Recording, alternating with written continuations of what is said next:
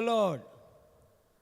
பெரையா திருச்சபையார் நடத்தும் ஒளியில் வழி சத்தியம் இந்த நிகழ்ச்சிக்கு வருகை தந்திருக்கும், இதை கேட்டுக்கொண்டிருக்கும் யாவரையும் பிதாவாகிய தேவனுடைய அன்பினாலும் ஆண்டவராகிய இயேசு கிறிஸ்துவின் கிருபையினாலும் உங்களை மனதார நாங்கள் வாழ்த்துகிறோம்.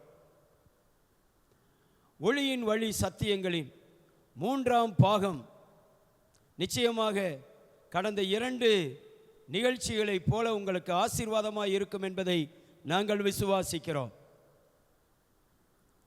அருமையானவர்களே, ஒளியில் வழி இந்த தலைப்பு, இது என்ன அர்த்தம் என்று சொல்லி அநேகர் சிந்திக்கிற காரியங்கள் உண்டு. ஒளி என்பது ஆண்டவர் இயேசு யோவான் 8:12 சொன்னார் அல்லவா, நான் உலகிற்கு ஒளியாய் இருக்கிறேன்.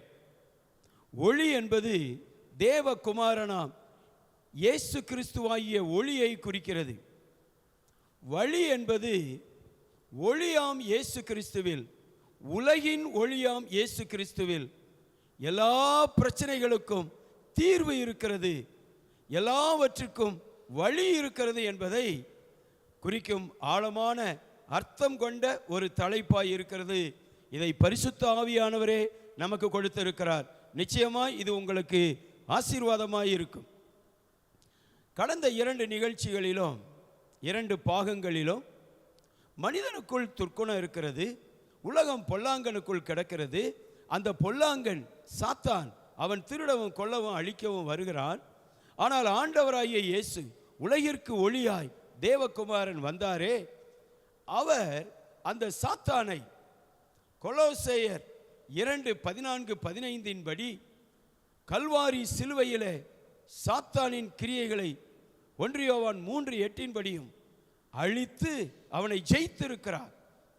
ஆகவே உலகின் ஒளியாம் இயேசு எந்த பிரச்சனையில் இருந்தோம், சாத்தானின் கிரியைகள் இருந்தோம், கண்ணீரான காரியங்களில் இருந்தோம், துக்கமான காரியங்களில் இருந்தோம், அதிலே நமக்கு ஒளியை ஏற்றி நம்மை ஆசீர்வதிக்க முடியும். 2வது பாகத்திலே நாம் அப்படியாய் பார்த்தோம், ஒளி ஆளுகை செய்கிறது என்று பார்த்தோம். ஆதாம் ஏவாளும் ஒளியின் மக்களாய் இருந்தபடியினாலே அவர்கள் வானம் பூமி சமுத்திரம் வகையில் உள்ள எல்லாவற்றையும் ஆளுகை செய்கிறவர்களாய் அவர்கள் வாழ்ந்தார்கள்.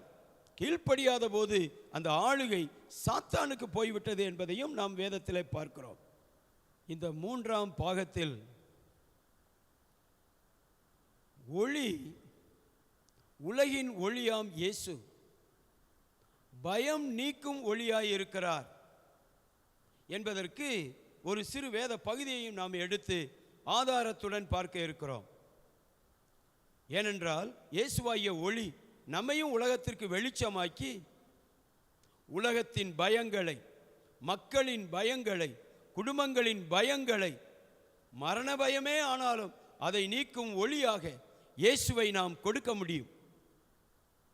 மார்க்கு 4வது அதிகாரம் 35 முதல் 41வது வசனத்திலே ஒரு நிகழ்ச்சியை பார்க்கிறோம். ஆண்டவர் இயேசு சாயங்காலத்தில் சீஷர்கள்ட்ட சொல்றார். என்ன சொல்றாரு? வாங்கப்பா அக்கறைக்கு போவோம் அப்படின்னு சொல்லி சொல்றார். அப்போ அவங்கள என்ன செய்கிறாங்க, ஜனங்களை எல்லாம் அனுப்பிட்டு 36 பார்க்குறோம், அவர் படவில் இருந்தபடியே அவரை கொண்டு போனார்கள் அப்படின்னு பார்க்குறோம். 37 அப்படி கடலில் போய்கிட்டு இருக்கும்போது ஆண்டவர் இயேசுவும் படகுல இருக்கிறார். உலகத்தின் ஒளியாம் இயேசு படகுல இருக்கிறார். சீஷர்களும் படகுல இருந்து படகை அவங்க நடத்திக்கிட்டு இருக்கிறாங்க. அப்பொழுது 37வது வசனத்தில் பார்க்குறோம், பலத்த சுழல் காற்று, பெரிய புயல் காற்று. இப்போ நிறைய வருது பாருங்க. ஈவன் அமெரிக்கா, ரஷ்யா, ஜப்பான் போன்ற பெரிய நாடுகளுக்கு கூட, ஏன் நம்ம இந்தியாவில் கூட பல புயல்கள் வருகிறது. அந்த மாதிரி கடலில் பயங்கரமான புயல், பலத்த சுழல் காற்று அது அடித்து படவு நிரம்பத்தக்கதாக அலைகள் அதன் மேல் மோதிட்டு. இதான் முக்கியமான பிரச்சனை, ஒரு இருளான சூழ்நிலை. இந்த சீடர்கள் உள்ள இருக்கிறவங்க, ஆண்டவர் இயேசு நல்ல நித்திரையில் இருக்கிறாரு, ஆனால் சீடர்களுக்கு பெரிய பயம். தண்ணி வருது, காற்று வேகமாக வீசுது, அலைகள் வேகமா படகுல மோதுது. எப்படி நம்ம பிழைக்க முடியுமா? மிகுந்த பயத்தில், மரண பயத்தில், செத்து விடுவோமோ என்ற பயத்தில் இயேசுவை எழுப்புறாங்க. என்ன சொல்லி எழுப்புறாங்க பாருங்க, 38 போதகரே, நாங்கள் மடிந்து போகிறது உமக்கு கவலை இல்லையா? நாங்கள் மடிகிறோமே, நாங்கள் சாகுறோமே அப்படிங்கிறாங்க. பதறாங்க, கதறாங்க. ஆனால் ஆண்டவர் இயேசு என்ன செய்கிறார் பாருங்க. உலகின் ஒளியாம் இயேசு, ஒளி இயேசு என்ன செய்கிறார் பார்த்தீங்கன்னா 39 எழுந்து கடலை பார்த்து இறையாதே அமைதலாயிரு என்று கட்டளை கொடுக்கிறார். அப்பொழுது காற்று நின்று போய் மிகுந்த அமைதல் உண்டாயிற்று. இது எப்படி? இதுதான் பெரிய ஆச்சரியம். 40ஆம் வசனத்தில் நீங்க பார்த்தீங்க அப்படின்னு சொல்லி சொன்னா சீஷர்கள் ரொம்ப ஆச்சரியப்படுறாங்க. 41ஆவது வசனத்தில் கூட நான் அப்படியே பார்க்கிறேன், இவர் யாரோ காற்றும் கடலும் இவருக்கு கீழ்ப்படுகிறதே என்று ஒருவரோடு ஒருவர் சொல்லிக்கொண்டு ஆச்சரியப்படுகிறார்கள். 40ஆவது வசனத்தில் நம்ம பார்க்கும் பொழுது ஆண்டவர் இயேசு கேட்கிறார் அவங்கள பார்த்து, ஏன் இப்படி பயப்பட்டீர்கள்? ஏன் உங்களுக்கு விசுவாசம் இல்லாமற் போயிற்று என்று கேட்கிறார். இந்த பயம் நீங்க கவனிச்சீங்க அப்படின்னா, பயம் இருளுக்குரியது, விசுவாசம் ஒளிக்கு உரியது. ஆண்டவர் இயேசு ஏன் வருத்தப்படுறாரு அப்படின்னு சொல்லி சொன்னா, நான் ஒளியாகிய நான் சீடர்களோடு இருக்கும் பொழுது ஏன் இவர்கள் இப்படி பயப்பட்டார்கள்? மரணம், சாவு, இதெல்லாம் பயத்தினுடைய உச்சகட்டம். பயம் அதிகமாக அதிகமாக நீங்க பார்த்தீங்க அப்படின்னு சொல்லி சொன்னா கடைசியில் மரணத்துக்கு கொண்டு போய் விடுகிறது. அதனால் ஆண்டவர் இயேசு சொல்றார், என்ன சொல்றாரு? எப்படி பயப்படலாம்? ஒளி உங்களோடு இருக்கும் பொழுது ஒளிக்கு பக்கத்திலேயே நீங்கள் இருந்து கொண்டு எப்படி இருளுக்கு நீங்கள் பயப்படுகிறீர்கள்? அதான் ஆண்டவர் இயேசுவின் கேள்வி. அப்படியானால் ஒன்று ஒளி உங்களுக்கு விளங்கவில்லை. ஏன்னா யோவான் 1:5 நம்ம பார்க்கிறோம், அந்த ஒளி இருளிலே பிரகாசிக்கிறது. ஒளிக்கு எவ்வளவு பெரிய அதிகாரம் இருக்கு பார்த்தீங்களா? அப்ப அந்த இருள்ல சீஷர்களுக்கு ஏற்பட்ட அந்த மரண பயத்தில் ஒளியாம் இயேசு, உலகின் ஒளியாம் இயேசு பிரகாசிக்கிறார், பிரகாசிக்கிறார். உடனே எல்லாம் பாருங்க, அவர் கொடுத்த அவருடைய வாயிலிருந்து வந்த வார்த்தை வல்லமையுள்ள வார்த்தை, ஒளியான வார்த்தை. ஏன்னா நமக்கு தெரியும், ஏற்கனவே பார்த்திருக்கிறோம், நம்ம இயேசு கிறிஸ்துவுக்குள் ஜீவன் இருந்தது, அந்த ஜீவன் மனுஷருக்கு ஒளியாயிருந்தது அப்படின்னு நம்ம பார்க்கிறோம். அந்த ஒளியினால பயத்தை நீக்க முடிகிறது, எல்லாவற்றையும் அமைதிப்படுத்த முடிகிறது. இயற்கையின் மீது ஒளிக்கு அதிகாரம் இருக்கிறது பாருங்க, பயத்தின் மீது ஒளிக்கு அதிகாரம் இருக்குது பாருங்க. ஒளியாம் இயேசு கிறிஸ்துவின் வார்த்தையினால் சகலமும் அமைதியாகிறது, காற்றும் கடலும் அமைதியாகிறது. அது மாத்திரமல்ல, மக்களுடைய பயமும் நீங்குகிறது. இப்ப இந்த இருளுக்குள்ள இருந்த சீஷர்கள் பயம் நீங்கி அவங்க ஆச்சரியப்படுறாங்க. ஒளியினுடைய இந்த கிரியைகளை பார்த்து ஆச்சரியப்படுகிறார்கள்.